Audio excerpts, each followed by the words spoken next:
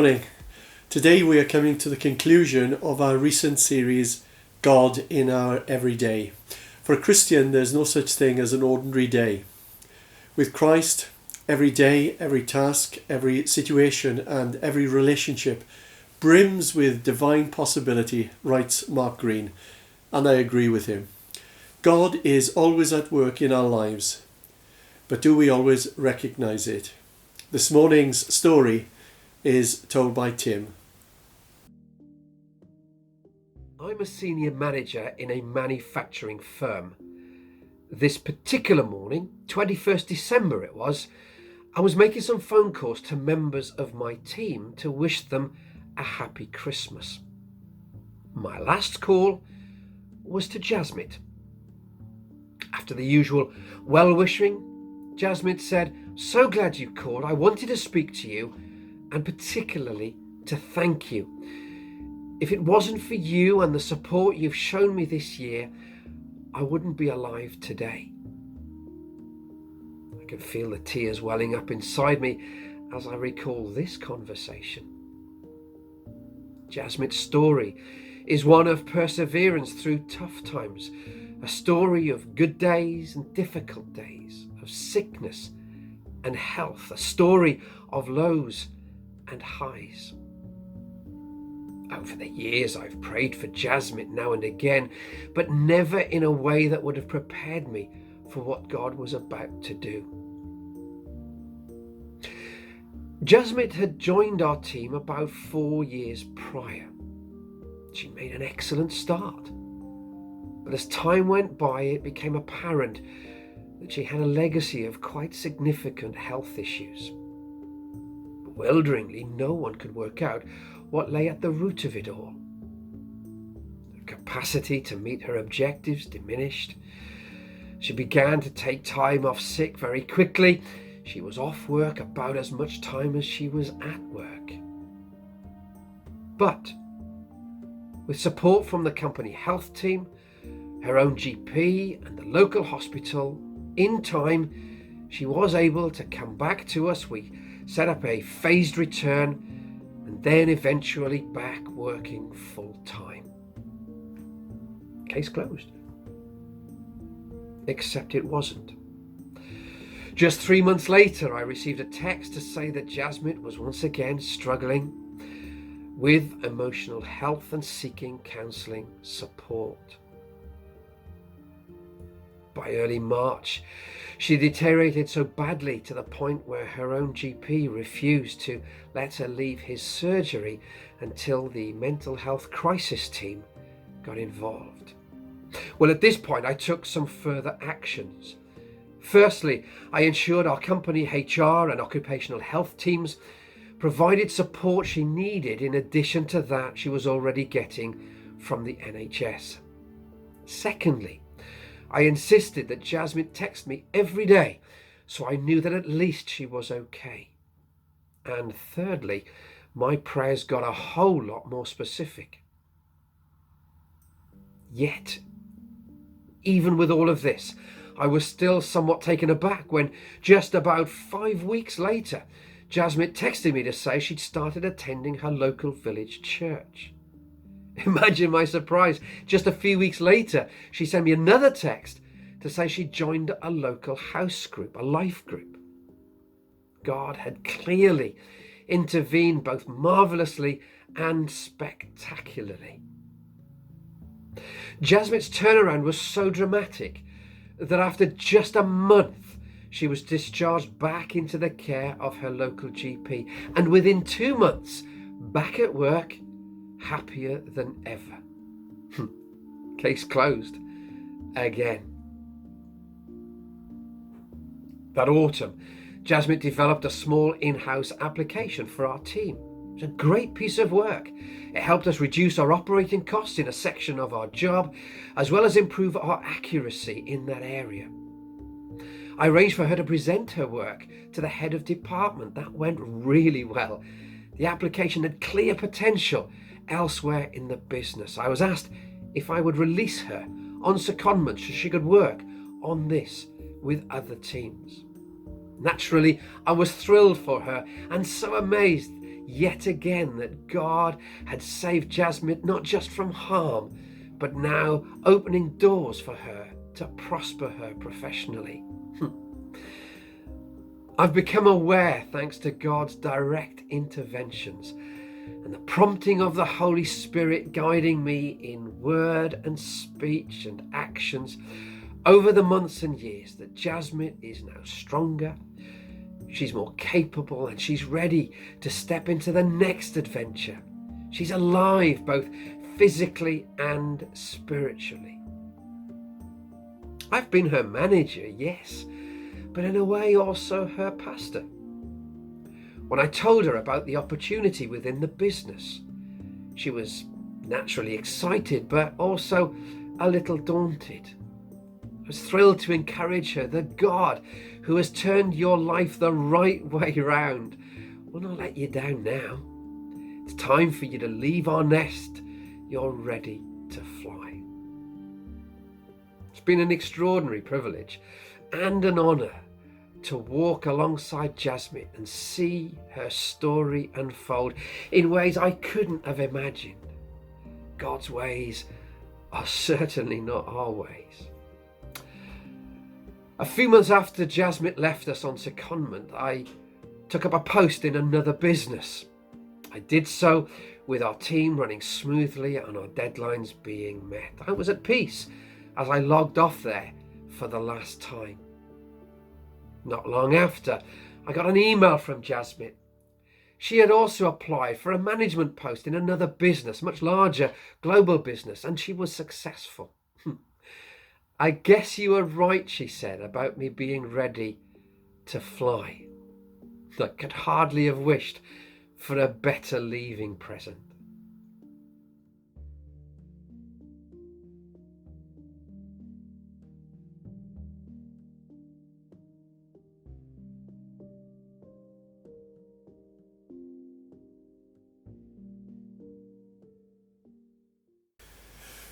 As I look back to my younger childhood, the classroom was a tough place for me. I couldn't read. Well, not initially at least. I was in school for over 2 years before I made any progress in the reading department, falling further and further behind my classmates. Written words just didn't make that much sense to me. At that time, my parents moved home and I changed school, and an elderly teacher named Miss Sims decided to help me. She told me I could do it and taught me how to do it. And within 1 year, I climbed from being bottom of the class and not being able to read to becoming third in the class in the annual tests. So thank you, Miss Sims.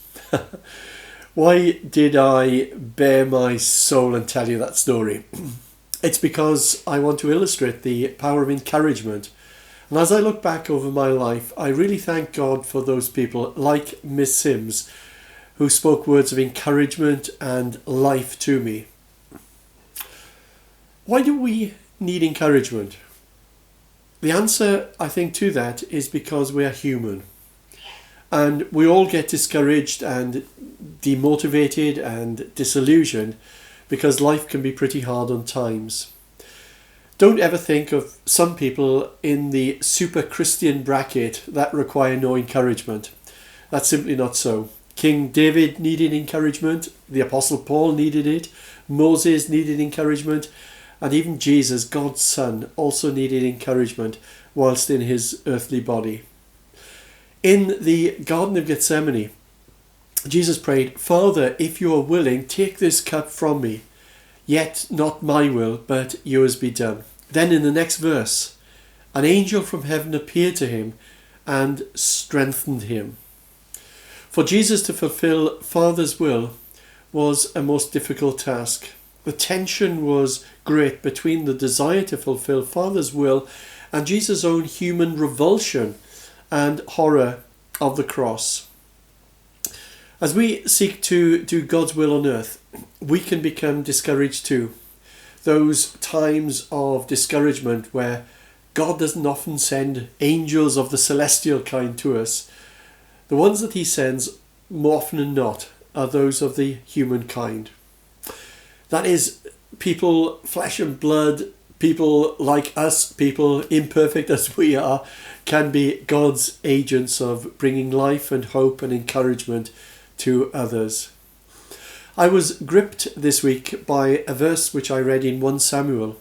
The background is where David, Israel's king in waiting, a man who had been called by God to be the next king and had privately been anointed by Samuel, but Saul was still king. Saul was a man with a serious anger problem. He was paranoid about David.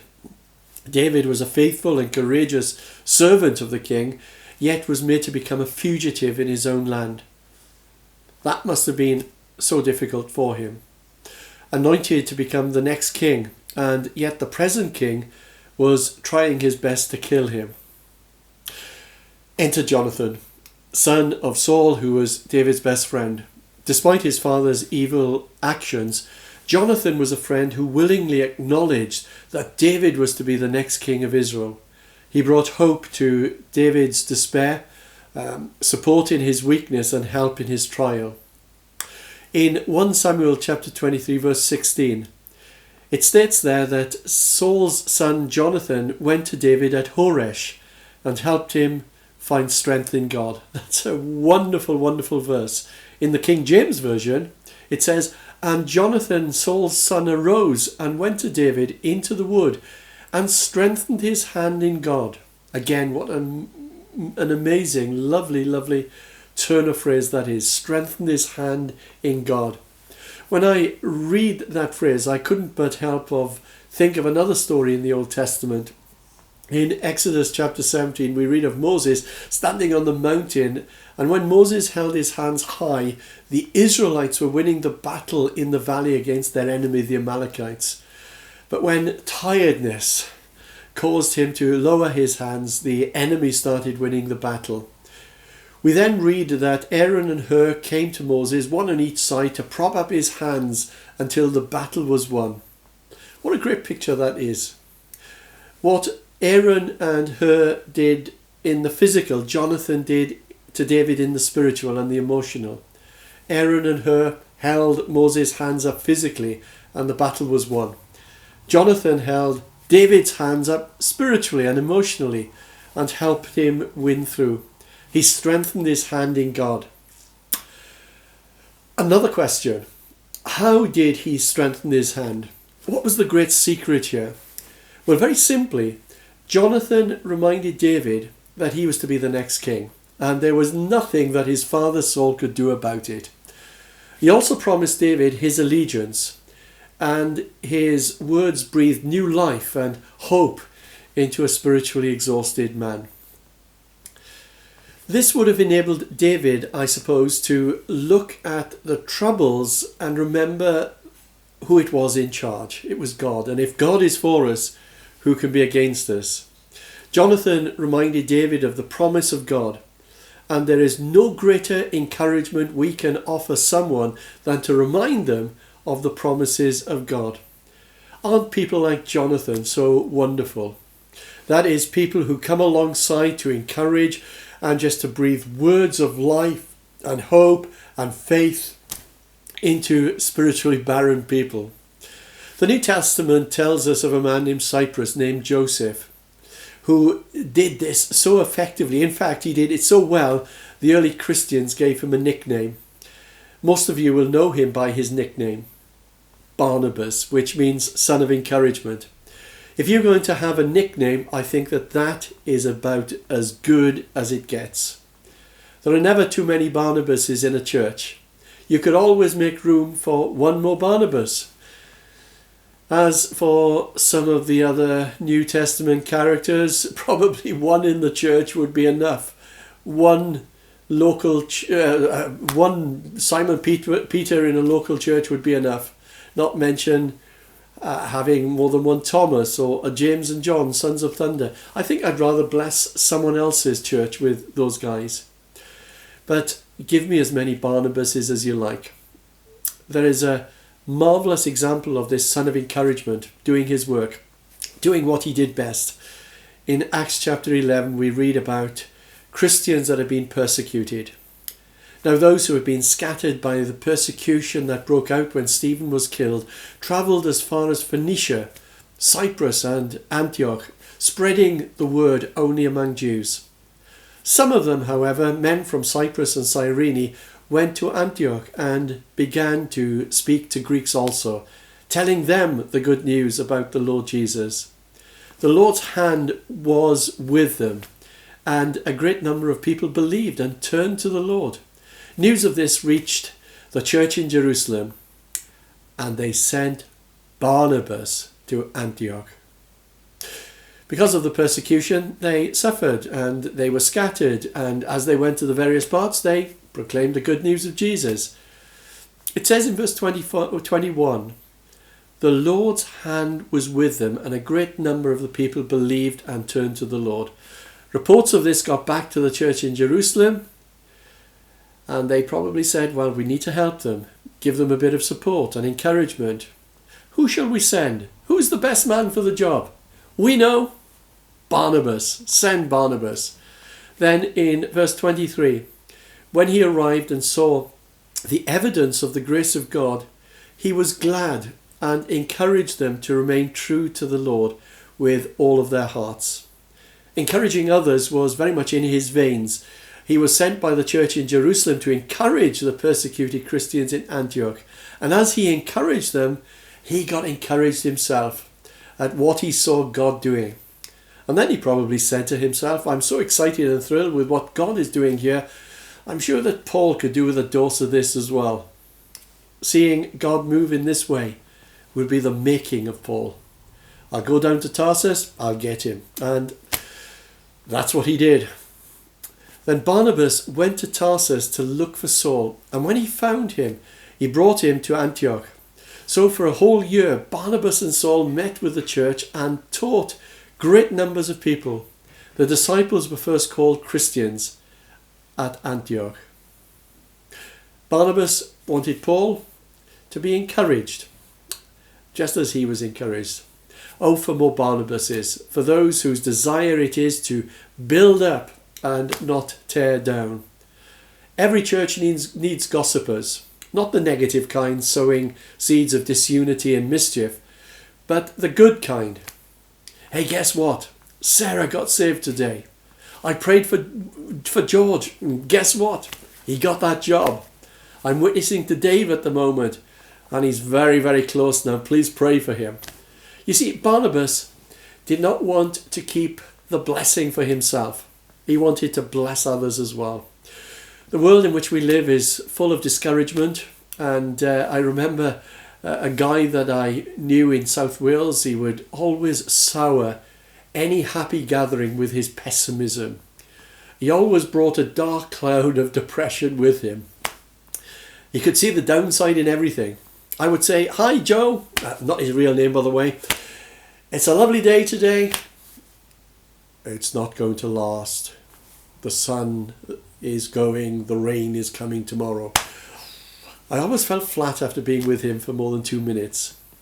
There are many who pull us down in the workplace, in school, perhaps even in our families, who might tell us we are useless or tell us it can't be done. Pessimists who just love seeing negatives. Discouragement is one of Satan's greatest weapons against Christian people. We need more Barnabases. Professor William Barclay once wrote, one of the highest of human duties is the duty of encouragement. It is easy to pour cold water on their enthusiasm. It is easy to discourage others. The world is full of discouragers. We have a Christian duty to encourage one another. Many a time a word of praise or thanks or appreciation or cheer has kept a man on his feet. James teaches us that our tongue might only be a small part of our body, but it can do incredible good or incredible evil. The tongue that is used to praise God is the same tongue that is used to curse men. And James writes, out of the same mouth come praise and cursing. My brothers, this should not be. Our tongues can be used to encourage and to empower others to fulfill their potential and to soar in faith and to have hope for the future, Or our tongues can also be used to discourage and to tear down, to hurt, to wound, to despise, to dishearten. I imagine if James was writing today, he might also include, alongside what he says about the tongue, and he might write something on social media or Facebook or what we tweet, that we need such care in these things. You see, it's possible to be gentle in person but unwise in our social media presence. Some of you might remember the Carpenters, Richard and Karen, brother and sister, singing duo. They had the world at their feet. Amazing talent. Karen had the most extraordinary voice. Karen, as many of you know, died unexpectedly of heart failure at the age of 32, brought on by years of self-abuse from the eating disorder, anorexia nervosa. But what brought Karen's fatal obsession with weight control? The answer to that is that it seems that a reviewer once called her Richard's chubby sister. Words have the power to destroy. Wrong use of words have broken marriages, divided families, wrecked churches, destroyed reputations, bred distrust, motivated violence. We can use our tongues to destroy or to delight, to worship or to wound.